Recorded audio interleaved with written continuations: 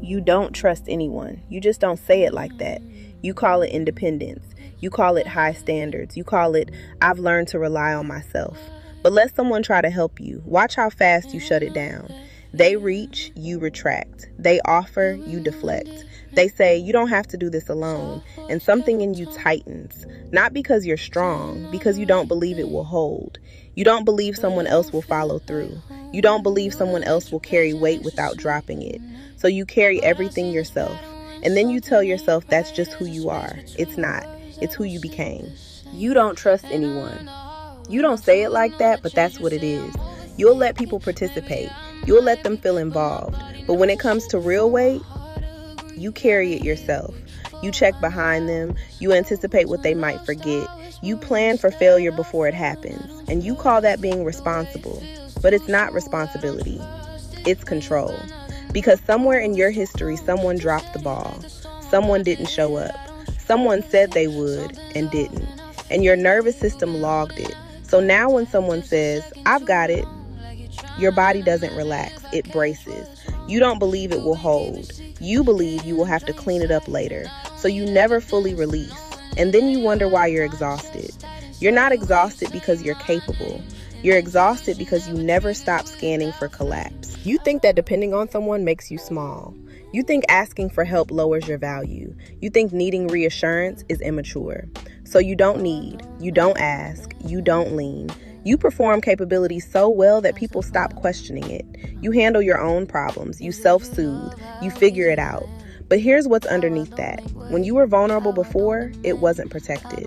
When you relied before, it wasn't reciprocated. When you expressed before, it wasn't safe. So your body equated dependence with risk, and risk feels dangerous. So you built an identity around being low maintenance. But low maintenance isn't a strength, it's compression. It's shrinking your needs so you don't have to risk being disappointed. And the longer you do it, the more you convince yourself you actually don't need much. You do. You just stop letting yourself feel it. You resent doing it all. You just won't say it. You resent being the strong one, the reliable one, the stable one. You resent that no one checks on you the way you check on them. You resent that you're always the one holding the emotional weight. But the second someone offers help, you say no. The second someone asks what you need, you say, I'm good. And then you feel unseen. You feel unsupported. You feel alone. But they didn't ignore you. You made yourself untouchable. You trained people to believe you don't require anything. You trained them to believe you prefer it this way. And now you're lonely and fight a dynamic you engineered. That's the part that stings, because it's easier to blame them, harder to admit you never let them in. You feel safer being needed, because if someone needs you, you're in control, you're valuable, you're central, you have a position. But if you need them, you're exposed, you're at risk. They can drop you, they can fail you, they can see how much you actually want to be held. And that's the scariest part. So you overfunction, you overgive, you overmanage, not because you love it, because it keeps you protected. You stay indispensable so no one questions your place. But protection isn't intimacy, and being needed isn't the same as being known. Hyperindependence doesn't just exhaust you, it distorts how you relate. You date people who lean on you. You partner with people who assume you're fine. You attract situations where you're the stabilizer. And then you say, why am I always the one carrying everything? Because you don't know how to share the weight. Because when you try, your body tightens. Because vulnerability feels like walking into traffic without armor, so you armor up. And over time, the armor gets heavy. You call it strength, but it's isolation. You call it resilience, but it's guardedness. And eventually, even you start feeling like no one really sees you.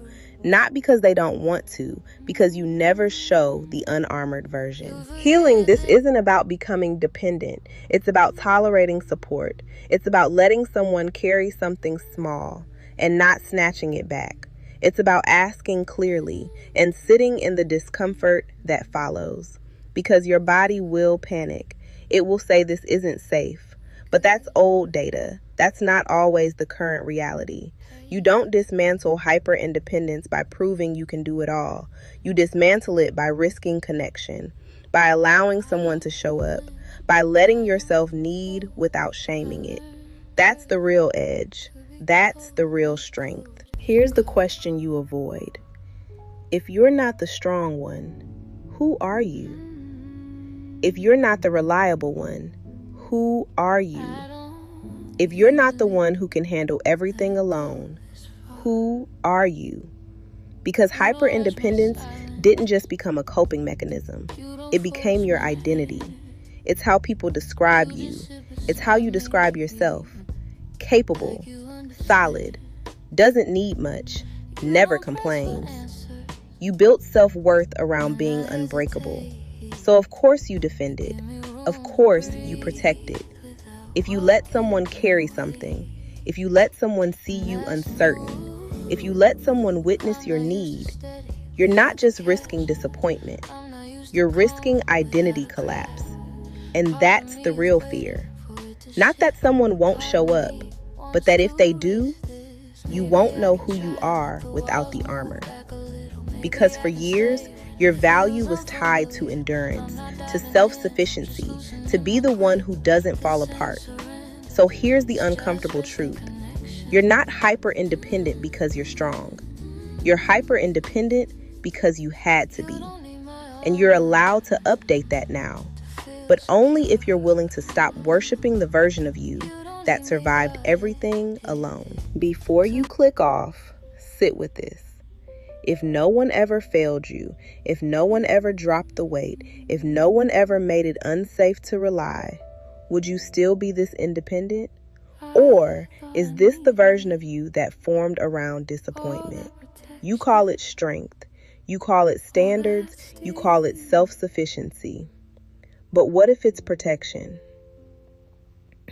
And here's the challenge. This week, let someone carry something small. Not because you can't do it, but because you're testing whether your fear is current or inherited. Ask directly for something you would normally figure out alone. And don't apologize for it.